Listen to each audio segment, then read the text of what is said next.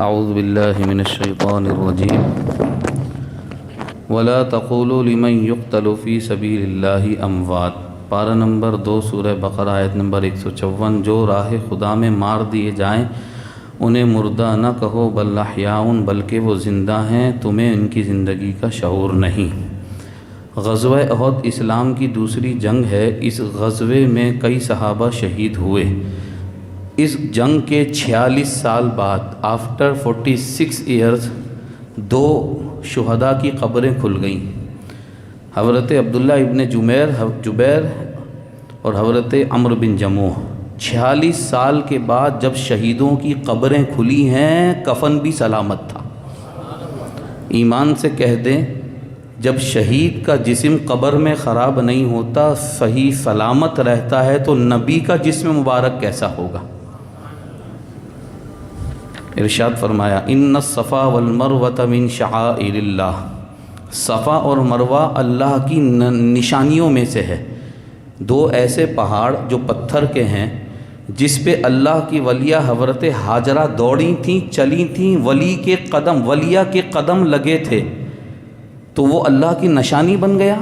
نہ وہاں ختم قرآن ہوا، نہ وہاں آیت کریمہ ہوا، صرف اتنی سی بات ہے کہ اللہ کی ولیہ کے قدم اس پتھر پر لگے تو اللہ کہتا ہے یہ قدم کیا لگے، میری نشانی بن گیا۔ تو جس ولیہ کے قدم لگنے سے پہاڑ اللہ کی نشانی بن گیا، تو وہ ولیہ جس قبر میں ہوگی وہ کتنی بڑی نشانی ہوگی۔ کل آپ نے سنا مقام ابراہیم، وہاں دعائیں قبول ہوتی ہیں، کیوں؟ نبی کا قدم لگا اور ہٹ گیا تو دعائیں قبول ہو رہی ہیں، اور نبی جس قبر میں جلوہ افروز ہو وہاں کتنی دعائیں قبول ہوں گی۔ اس لیے ہم مزارات پہ جاتے ہیں۔ ارشاد فرمایا شیطان کی پیروی مت کرو، تمہارا کھلا دشمن ہے۔ آپ کو پتہ ہے یہ پیسے میرے ہاتھ میں یا جیب میں، یہ ڈاکو لوٹ کے چلا جائے گا، آپ اس ڈاکو کے قریب جائیں گے؟ بھاگیں گے اس سے؟ شیطان سے بھی بھاگیے۔ یہ بے حیائی کا حکم دیتا ہے۔ حضرت آدم علیہ السلام کو گندم کا دانہ کھلا کر کپڑے اتروا دیے تھے، تو یہ برہنہ پن اور یہ بے حیائی شیطانی منشور و شیطانی کام ہے۔ ارشاد فرمایا اللہ نے تم پر مردار حرام کیا، والدم ولحم الخنزیر وما اہل بہ لغیر اللہ، اور ہر وہ جانور حرام کر دیا گیا ہے جس پر غیر اللہ کا نام ذبح کے وقت لیا جائے۔ اس آیت پر میں پورا 1 گھنٹے بات کر سکتا ہوں، لیکن ٹائم نہیں ہوتا۔ اس آیت کو پڑھ کر وما اہل بہ لغیر اللہ پڑھ کر کہ جس پر بھی غیر اللہ کا نام آ جائے وہ چیز حرام ہو جاتی ہے۔ نظر، نیاز، فاتحہ سب کو حرام کر دیا جاتا ہے۔ یہ سارے فرقے، اس کی عمر کتنی ہے؟ 150 سال۔ 150 سال سے یہ فرقے بنے ہیں۔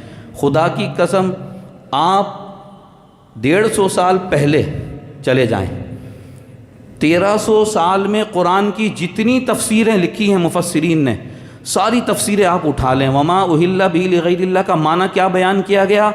وہ جانور جس کو غیر اللہ کے نام سے ذبح کیا جائے، اللہ کے نام سے ذبح نہیں کیا جائے، کس کے نام سے ذبح کیا جائے؟ غیر اللہ کے نام سے، وہ جانور حرام ہوتا ہے۔ ذبح کے وقت غیر اللہ کا نام لیا جائے، آپ نے اللہ کے نام پر ذبح کر دیا جانور، اس کے بعد کیا کہا؟ یہ میرے باپ کے ایصال ثواب کے لیے۔ کھانا کھلایا میری ماں کے ایصال ثواب کے لیے۔ یہ 11ویں کا بکرا، یہ 12ویں کا بکرا، تو اس سے کیا حرام ہو گیا؟ ذبح اللہ کے نام سے ہوا، پھر بھی حرام ہو گیا۔ حضور کے ایک صحابی نے اپنی والدہ کے ایصال ثواب کے لیے کنواں کھودا، اور بخاری مسلم اٹھائیے، ھذہ بئر لأم سعد، مشہور ہو گیا صحابہ میں کہ یہ کنواں سعد کی والدہ کا کنواں ہے، تو سعد کی والدہ کا نام اس کنویں پر آ گیا تو پانی ناپاک ہو گیا، جو کپڑے دھوئے وہ ناپاک ہو گئے؟ نہیں۔ آپ مجھے دنیا کی کوئی ایک چیز دکھا دے جس پر غیر اللہ کا نام نہیں آتا، آپ مجھے دکھائیں۔ یہ گھر کس کا ہے؟ یہ گھر طاہر صاحب کا ہے، تو طاہر صاحب کو چاہیے کہ گھر پر غیر اللہ کا نام آ گیا، باہر نکل کے روڈ پہ سو جائیں، حرام ہو گیا نا گھر۔ یہ گھڑی کس کی ہے؟ طاہر صاحب کی ہے، تو گھڑی حرام ہو گئی نا، غیر اللہ کا نام آ گیا۔ یہ بکرا کس کا ہے؟ قربانی کا ہے، قربانی اللہ ہے غیر اللہ ہے، تو حرام ہو گیا۔ یہ کھانا کس کا ہے؟ ولیمے کا ہے، یہ کھانا کس کا ہے؟ عقیقے کا ہے، تو غیر اللہ کا نام آ گیا، حرام ہو گیا۔ ایسی کوئی بات نہیں ہے۔ اصل میں مشرک لوگ جانور ذبح کرتے تھے اپنے بتوں کے نام سے، تو یہ کہا گیا بتوں کے نام سے، غیر اللہ کے نام سے جانور ذبح کرو گے حرام ہو جائے گا، اور مسلمان کبھی ذبح کرتا ہے اللہ کے علاوہ کسی اور کے نام سے؟ تو اللہ کے نام پر ذبح کیا، نام کیوں آیا غوث پاک کا، نام کیوں آیا خواجہ صاحب کا، نام کیوں آیا 40ویں کا، نام کیوں آیا آپ کے والد کا؟ مینشن کرنے کے لیے کہ ایصال ثواب کے لیے۔ تو نام آنے سے کوئی فرق نہیں پڑتا، ذبح اللہ کے نام سے ہونا چاہیے۔ اسلام کا ایک قانون ہے، اسلامی حکومت ہے، اگر قتل ہو گیا، مرڈر ہو گیا تو قاتل کو بھی قتل کیا جائے گا۔ ارشاد فرمایا اسی میں زندگی ہے۔ آج دنیا میں یہ جو امن و امان کا مسئلہ ہے، کیوں؟ قاتل کو سزا نہیں مل رہی ہے، یہ اسلامی قانون ہے۔ لیکن پھر یہاں یہ بھی فرمایا اگر جس کو قتل کیا گیا اس کے ورثاء معاف کر دیں تو معاف بھی کر سکتے ہیں۔ اب وہ بغیر پیسے کے معاف کر دیں تو اس کی بھی اجازت ہے، اور پیسے لیں، دیت جسے کہا ہے تو اسے لے کے معاف کر دیں وہ بھی ہے۔ یہ ایک اسلامی قانون ہے۔ کتب علیکم الصیام، روزے فرض کیے گئے ہیں، یہ فرض روزے ہیں، یہ کوئی چھوڑ دے گا بعد میں رکھے گا ادا ہو جائے گا، لیکن یہ ثواب نہیں ملے گا۔ ارشاد فرمایا ہن لباس لکم وانتم لباس لہم، میاں بیوی کا اتنا پیارا خوبصورت رشتہ ہے، اللہ تعالیٰ نے کتنے پیارے انداز میں فرمایا یہ بیوی تمہارا لباس ہے، اور بیوی کو کہا شوہر تمہارا لباس ہے۔ یہ لباس ہم پہنتے ہیں، اس سے ملایا ہے، کیوں؟ جیسے لباس آپ کے عیبوں کو چھپاتا ہے نا، تو میاں بیوی ایک دوسرے کے عیبوں کو چھپائیں۔ جس طرح لباس خوبصورتی کو بڑھاتا ہے، میاں بیوی کا رشتہ ایسا ہونا چاہیے، خوبصورت رشتہ ہونا چاہیے۔ جس طرح لباس سردی گرمی سے بچاتا ہے، ایسے ایک دوسرے کو بچائیں غلط چیزوں سے۔ ارشاد فرمایا ادخلوا فی السلم کافہ، پورے اسلام میں داخل ہو جاؤ۔ اب ہمارا کیا حال ہے؟ شادی ہوتی ہے، کتنی دیر کے لیے اسلام کا کام ہوتا ہے؟ وہ مولانا صاحب آئیں گے، خطبہ پڑھیں گے، دعا کریں گے، چل بھائی جا۔ اس کے بعد اور اس سے پہلے ابھی منگنی ہوتی ہے، منگنی، نکاح نہیں ہوا ہے، بیوی نہیں بنی ہے، انگوٹھی پہنا رہے ہیں جناب، حرام گناہ کبیرہ۔ میرے آقا نے فرمایا جس نے کسی نامحرم عورت کو ٹچ کیا، ہاتھ لگایا، اس کو تو کوئی گناہ ہی نہیں سمجھا جاتا۔ فرمایا اس کے سر میں کیل ٹھونک دی جائے وہ اچھا ہے اس سے کہ وہ ہاتھ لگائے اس کو۔ خدارا اسلام میں پورے داخل ہوں، پورے دین پہ عمل کریں۔ اب دین پہ ہم عمل وہاں تک کرتے ہیں جہاں تک ہمارا دل، ہماری خواہش یہ نہ ہو۔ اور یہ آیت کیوں اتری؟ یہودیوں کے ایک بہت بڑے عالم مسلمان ہو گئے، عبداللہ ابن سلام۔ مسلمان ہونے کے بعد انہوں نے اتنا کیا، کہا کہ میں اونٹنی کا دودھ نہیں پیوں گا، میں ہفتے کے دن کی تعظیم کروں گا۔ یہودیوں کے دین میں یہ چیز شامل تھی، اور اسلام میں فرض بھی نہیں ہے۔ کوئی اگر اونٹنی کا دودھ نہیں پیتا کوئی مسئلہ ہے؟ کوئی مسئلہ نہیں ہے۔ انہوں نے کہا میں موسیٰ کی شریعت پہ بھی عمل کر لوں گا، محمد کے شریعت پہ بھی عمل کر لوں گا۔ اللہ نے قرآن کی آیت نازل فرما دی، یہ بھی قبول نہیں ہے اللہ کو کہ کوئی اسلام سے ہٹ کر اس بات کو بھی قبول کرے کہ وہ بھی ہو جائے اور یہ بھی ہو جائے، اور ہم تو کتنے حرام کام میں لگے ہوئے ہیں۔ تو بھائی شادی ہو، غمی ہو، ہر موقع پہ پہلے اسلام کے احکام دیکھو۔ اسلام کہتا ہے جائز ہے جائز ہے، ناجائز نہیں کرنا۔ فَإِن زَلَلْتُمْ، فرمائے اس کے بعد بھی تم سلپ ہو گئے، تمہیں پتہ چل گیا یہ ناجائز ہے، حرام ہے، منع ہے، اس کے بعد بھی تم سلپ کر گئے، تو پھر جان لو اللہ کی آیت پہنچ چکی ہے، تو اللہ پھر بدلہ لینے والا ہے۔ کافروں نے کیا کیا؟ حضرت بلال حبشی اور دیگر غریب صحابہ کو دیکھا جن کے کپڑے پہ پیون پھٹے پرانے کپڑے، کھانے کو نہیں، کہنے لگے لو بھائی یہ ہمیں کہتے ہیں کہ اسلام قبول کرو، تو کیا ہم بھی غریب ہو جائیں اسلام قبول کر کے؟ ہم بھی کھانے پینے سے محروم ہو جائیں؟ دیکھو ہم عیش کر رہے ہیں۔ کو کافر تو دنیا کے عیش پہ مرتا ہے نا بھائی، دیکھو ہم عیش کر رہے ہیں اور یہ بھوکے مر رہے ہیں۔ تو اللہ نے فرمایا یہ دنیا کی زندگی ان کے لیے ہی خوبصورت ہے، کل قیامت کا دن ہوگا، میرے یہ غلام میرے ماننے والے ہوں گے، درجوں میں ان سے بلند ہوں گے۔ یہ فرمایا رزق، فرمایا وہ تو اللہ کی مرضی، جس کو جتنا بھی دے دے۔ حضور کے صحابہ کو جب مارا گیا، پیٹا گیا، زخمی کیا گیا، جان سے مارا گیا، ہاتھ پیر کاٹ دیے گئے صحابہ کے، تو ایک دن صحابہ نے رو کر حضور سے یہ کہا، حضور کعبے کے سائے میں بیٹھے تھے، رو رو کر کہنے لگے یا رسول اللہ دعا کریں یہ ظلم ختم ہو جائے۔ ام حسبتم ان تدخلوا الجنہ، اللہ نے دیکھ اس جملے پہ غور کریں، وہ لوگ جن کو مسجد میں آنے کے بعد 2 منٹ کی زیادتی لیٹ ہو جائے تو پہاڑ بن جاتا ہے، اور ادھر صحابہ کی قربانی دیکھیے آپ، اور ہم اپنا حال دیکھیں، شادی میں جائیں گے، آؤٹنگ پہ جائیں گے، ہوٹل پہ جائیں گے، 2 گھنٹے لیٹ ہو جائے نہیں، ہمارا 1-1 منٹ کا حساب اور گھڑی مسجد میں ہوتی ہے۔ یہ کیا طریقہ ہے بھائی؟ کہیں اللہ اس سے ناراض ہو گیا تو مسجد میں 1 منٹ بھی تمہیں نظر آتا ہے، اور موبائل اور فیس بک سوشل میڈیا میں 10 گھنٹے گزر جائیں، اللہ فرماتا ہے تم کیا ایسی جنت میں داخل ہو جاؤ گے؟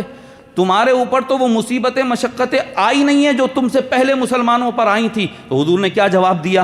حضور نے فرمایا میرے صحابہ سنو، تم سے پہلے ایسا ہوتا تھا کہ لوگوں کو پکڑ کر زندہ زمین میں دبا دیا جاتا تھا مسلمانوں کو۔ تم سے پہلے ایسا ہوتا تھا مسلمانوں کے جسموں کے گوشت کاٹے جاتے تھے۔ تم صبر کرو، کہاں ان کی زندگیاں، کہاں ہماری زندگیاں۔ ارشاد فرمایا کبھی ایسا ہوتا ہے آدمی کرنا کچھ چاہتا ہے ہوتا کچھ ہے، آدمی چاہتا ہے ایسے ہو جائے ایسے نہیں ہو رہا، تو اللہ فرماتا ہے آسان تکرہوا شیئا خیر لکم۔ کبھی ایسا ہوتا ہے تم کسی چیز کو ناپسند کرتے ہو، ایسے نہیں ہونا چاہیے اور ہو وہی جاتا ہے، تو تم صبر کرو، اسی میں بھلائی ہے۔ کبھی ایسا ہوتا ہے تم چاہتے ہو یہ ہو جائے وہ نہیں ہوتا، تو فرمایا جس کو تم چاہ رہے ہوتے ہو تم اپنی عقل کے مطابق دیکھتے ہو، لیکن اللہ جانتا ہے یہ میں تم جو ہے وہ نقصان اٹھاؤ گے تو وہ نہ ہونا ہی تمہارے لیے بہتر ہوتا ہے۔ ہمارے ایک بہت بڑے بزرگ عالم دین انتقال کر گئے، وہ یورپ بہت جاتے تھے تبلیغ کے لیے، تو ان کا ویزا لگا ہالینڈ کا، اتفاق سے فلائٹ لیٹ ہو گئی ان کی۔ انہوں نے کہا ہو میرے 20 پروگرام چلے گئے، پتہ چلا وہ جہاز کریش ہو گیا تھا اور سارے دنیا سے چلے گئے۔ تو ایسا ہوتا ہے، صبر کرنا چاہیے۔ شراب دارو یہ عرب میں ایسے پیتے تھے لوگ جیسے پانی پیتے ہیں، صبح اٹھتے ہی کلی ان کی شراب سے ہوتی تھی۔ تو شراب ایک دم سے حرام نہیں ہوئی۔ پہلا حکم یہ ہے، آپ سے شراب اور جوئے کے بارے میں پوچھتے ہیں تو حرام تو نہیں کی لیکن نفرت دلائی پہلے حکم میں، فرمایا اس میں بہت بڑا گناہ ہے، تھوڑا نفع ہے لیکن گناہ زیادہ ہے، تو مسلمان تھوڑا دور ہو گئے شراب سے۔ یہ یوں سمجھے ایک آدمی نے پورے سال میں $1,00,000 کمائے اور $1 ملین کا نقصان کر دیا، بتائیے فائدے میں رہا نقصان میں؟ اب وہ ڈھول پیٹے اوہ میں نے $1,00,000 کما لیا ہے۔ بچہ تم نے $1,00,000 کا جو نقصان کیا وہ $1 ملین کا نقصان کیا تو اس کو کیا دیکھ رہا ہے؟ تو شراب میں تھوڑا فائدہ ضرور ہے لیکن نقصان بہت زیادہ۔ مولا علی کی نفرت دیکھیے شراب سے، آپ فرماتے ہیں دریا میں ایک قطرہ شراب کا دارو کا گر جائے، دریا خشک ہو جائے، وہاں پہ درخت لگ جائے، جانور وہ کھا لیتے، میں اس جانور کا گوشت بھی نہیں کھاؤں گا۔ اتنی نفرت تھی صحابہ کو جو ہے شراب سے۔ وَيَسْأَلُونَكَ عَنِ الْمَحِيضِ، حضور سے سوال کیا کہ مینسز حیض والی عورت، پیریڈز والی عورت کے قریب جائیں، بیوی کے قریب جب وہ اس حالت جائیں نہ جائیں۔ اس میں 2 گروپ تھے، ایک یہودی اور ایک عیسائی۔ یہودی ایسی عورت سے جس کو حیض آتا تھا، مینسز آتے تھے، اس کو گھر سے ہی نکال دیتے، کہا جو نکل جا، تیرے سے نہ کھانا کھانا ہے نہ تیرے ہاتھ کا، تو نکل جا، تو نہ پاک، یعنی وہ حد سے بڑھ گئے۔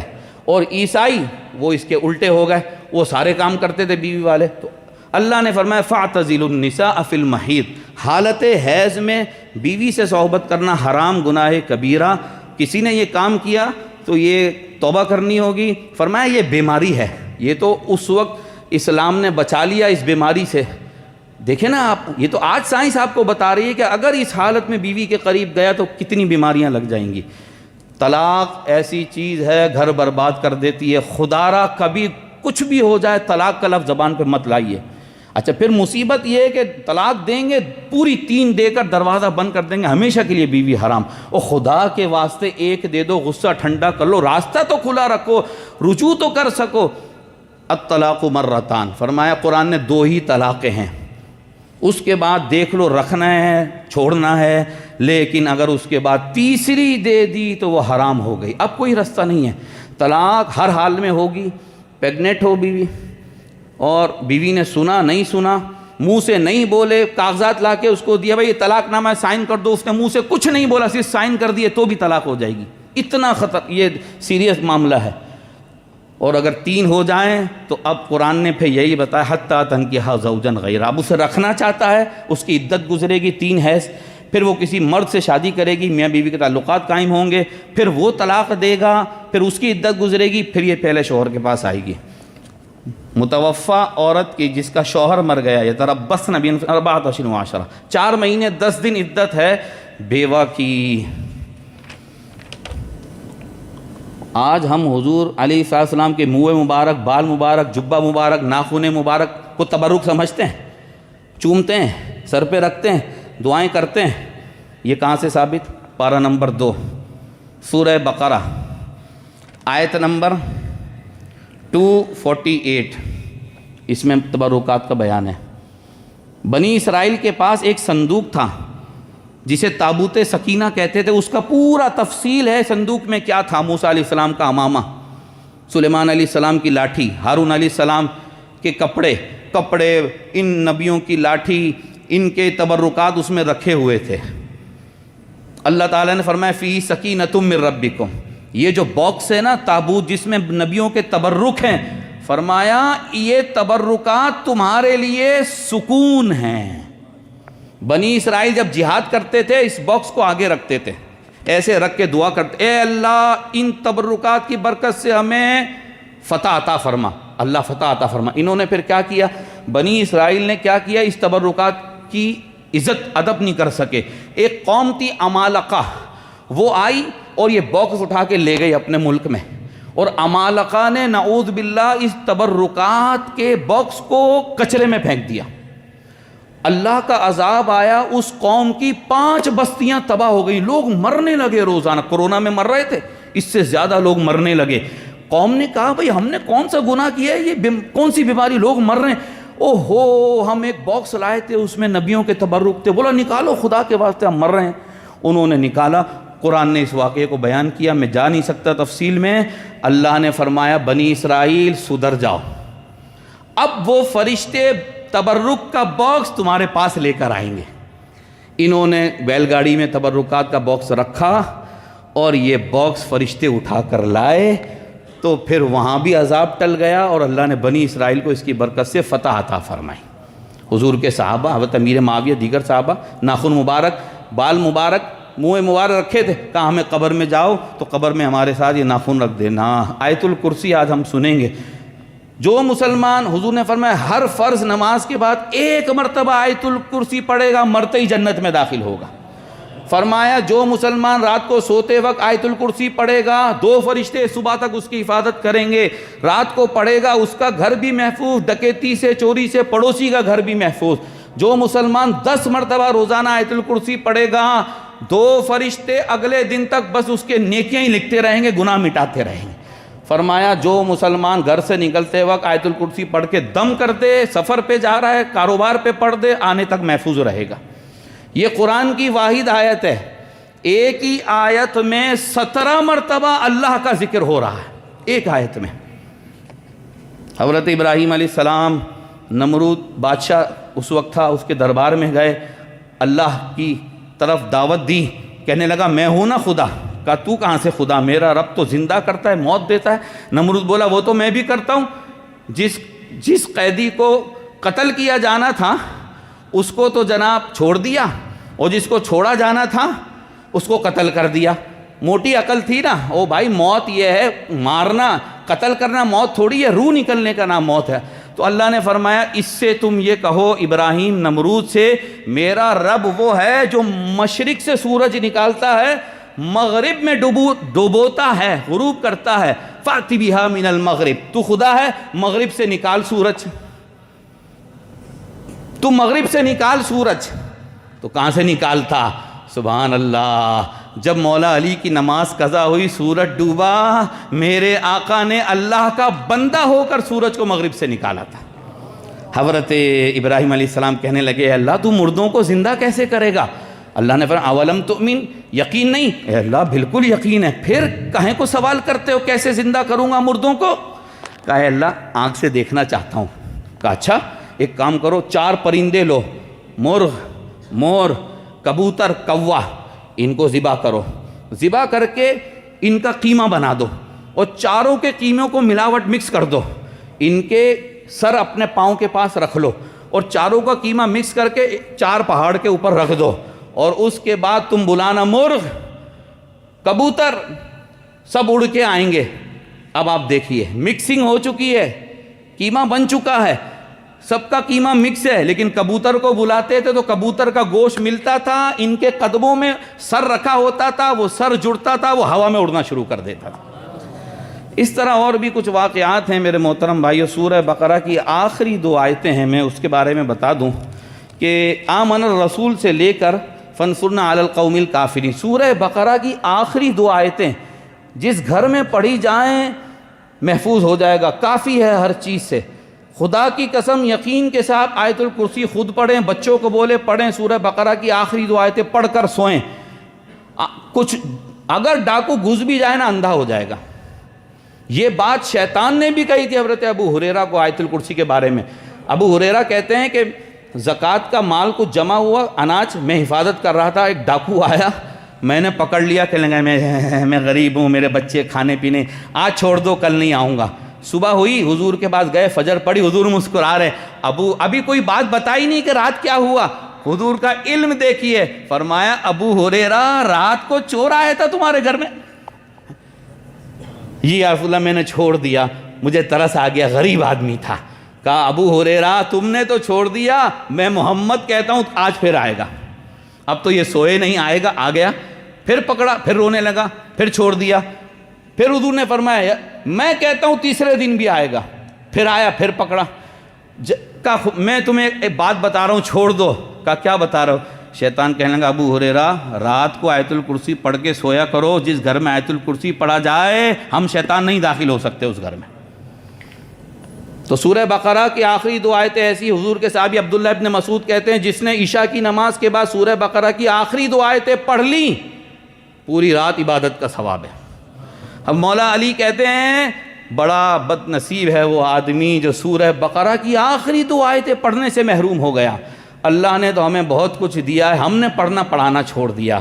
تو اب آئیں گے، سنیں گے، بیٹھیں گے تو اللہ عمل کی بھی توفیق دے گا. اور میری آپ سے ریکویسٹ ہے، آج کے بعد اللہ سے یہ وعدہ کر کے مسجد سے جائیے گا، اے اللہ ہم سے کوتاہی ہوئی ہے، غلطی ہوئی ہے. ہم 1-1 منٹ کا حساب تیرے گھر میں بیٹھ کر رمضان میں کرتے ہیں، قرآن کے درس میں کرتے ہیں 1-1 منٹ کا حساب. اللہ اکبر. وہ بھی تو صحابہ تھے، جسم کٹوا دیے قرآن پہنچانے کے لیے پڑھتے ہوئے ہیں. اور آج ہم حساب کرتے ہیں مسجد میں، جہاں ہم 6-6 گھنٹے ضائع کر کے آتے ہیں وہاں ہمیں حساب یاد نہیں آتا، اور مسجد میں 1-1 منٹ کا ہم حساب کرتے ہیں. اللہ پاک ہمیں سمجھ کے عمل کی توفیق عطا فرمائے. صفحہ درست فرما لیجیے.